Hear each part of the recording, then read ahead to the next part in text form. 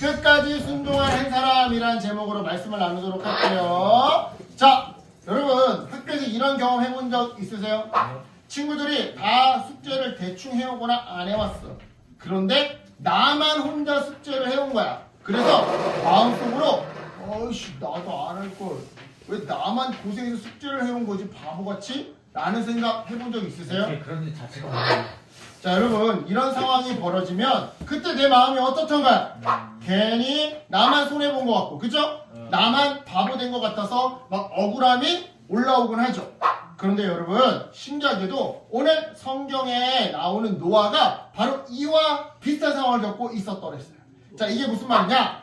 노아가 살던 세상은요 사람들이 하나님의 말씀을 거의 신경 쓰지 않고 살았던 죄악된 세상이었어요. 즉 엄마 아빠 말 안 듣고 선생님 목사님 말씀도 안 듣고 성경도 안 읽고 하나님 말씀도 안 듣고 오직 자기가 하고 싶은 대로만 때를 쓰고 하면서 옆에 사람은 어떻게 되던가 말던가 나만 잘 되면 그만이라는 생각하며 그만이라고 생각하며 살았던 시대가 바로 노아가 살았던 시대였더라 이 말이죠.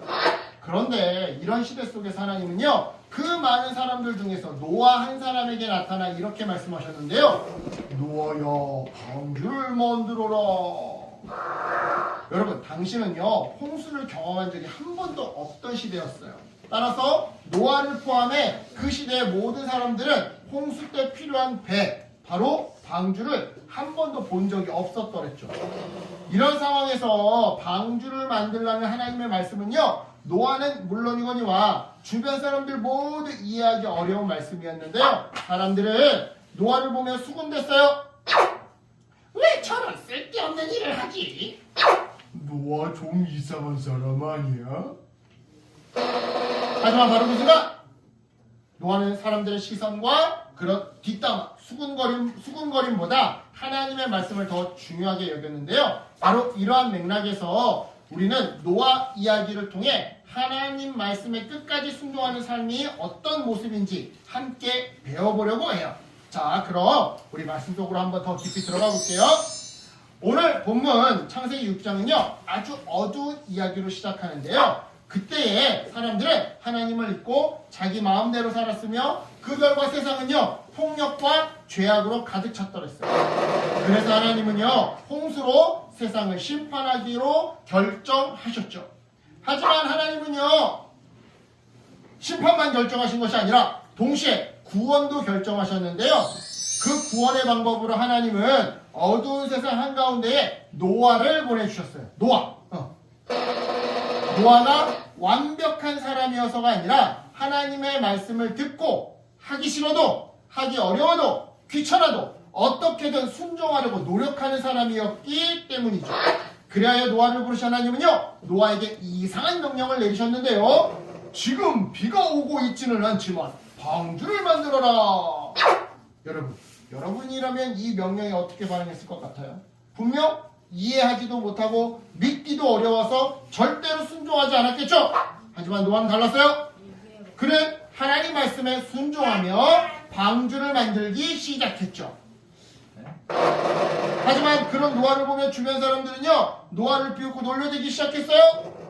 노아야 비가 오긴 뭐가 와? 왜 그렇게 쓸데없는 일을 하니? 하지만 노아는 자신을 놀려대는 사람들을 향해 굳이 설명하지도 또 굳이 설득하지도 변명하지도 않았어요. 그는 그저 묵묵히 하나님의 말씀을 믿고 순종할 뿐이었죠. 그런데 여러분 이 부분에서 우리 한번 생각해 봅시다. 방주를 만드는데 며칠이 걸렸을까요? 성경에 정확하게 기록되어 있지 않아서 그 기간을 알 수가 없지만 분명한 건 하루 이틀 안에 절대 완성될 수가 없어요. 분명한 건 하루 이틀 안에 완성되진 않았을 거예요. 몇 달 또는 몇 년이 걸렸을 게 틀림없죠. 뿐만 아니라 기분이 좋을 때만 순종한 것도 아니었는데요. 기분이 좋으나 기분이 나쁘나 비가 오나 눈이 오나 그는 언제나 한결같이 순종했어요. 왜요? 하나님의 명령이니까. 하나님의 말씀이 그렇게 하라고 했으니까. 이와 관련해 성경은 이렇게 말하는데요. 우리 함께 읽어볼게요. 시작. 노아가 그와 같이 하여 하나님이 자기에게 명하신 대로 다 준행하였더라. 아멘. 다 준행하였더라. 여러분 방금 읽은 이 말씀에서 중요한 건 다라고 하는 표현이에요. 즉 노아는 조금 순종한 것이 아니라 끝까지 하나도 빠짐없이 다 순종했더라 이 말이죠. 이처럼 여러분 순종은요 어쩌다 한번 말 잘 듣는 것을 의미하는 게 아니에요. 또한 시험 볼 때만 착해지는 걸 의미하는 것도 아니죠. 하나님 말씀이 이해되지 않아도 언제나 한결같이 그 말씀을 붙잡고 말씀을 실천하는 것이 바로 순종인 건데요. 이처럼 노아의 순종이 끝을 맺자 드디어 홍수가 시작됐어요. 막 천둥번개가 치고 비가 오고 그지? 세상에 물이 가득 찼어. 홍수가 시작됐어요. 그리고 세상은요 그 홍수로 심판을 받았지만 자 이렇게 사람들이 죽고 있지 지금. 살려주세요. 세상은 심판을 받았지만 어떻게 된 거예요? 노아는 순종함으로 말미암아 생명을 살리고 구원을 받을 수 있었죠. 자, 이 사건을 통해 하나님은요, 그러니까 다시 말해, 다시 말해, 노아의 순종으로 완성된 방주, 바로 그 방주를 통해 자기 가족들을 살렸고 동물들, 육지 동물들을 살렸으며 새로운 세상을 시작할 수 있었던 건데요. 이 사건을 통해 하나님 우리에게 이러한 메시지를 주셔요.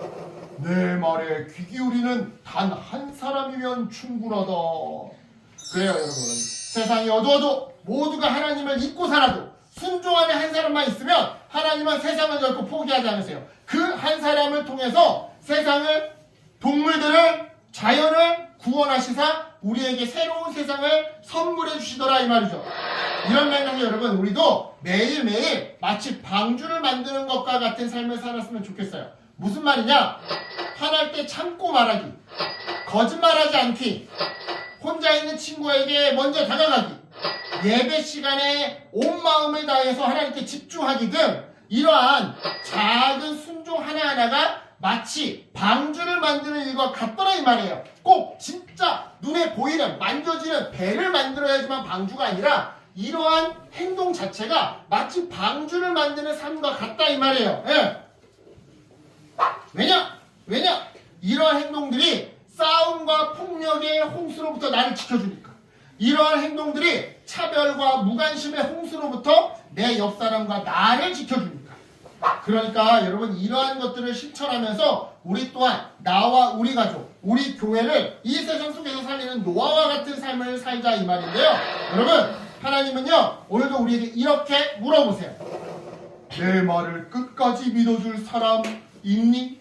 모두가 미련하다고 손가락질하고 안 해도 내 말에 순종해줄 사람이 있니?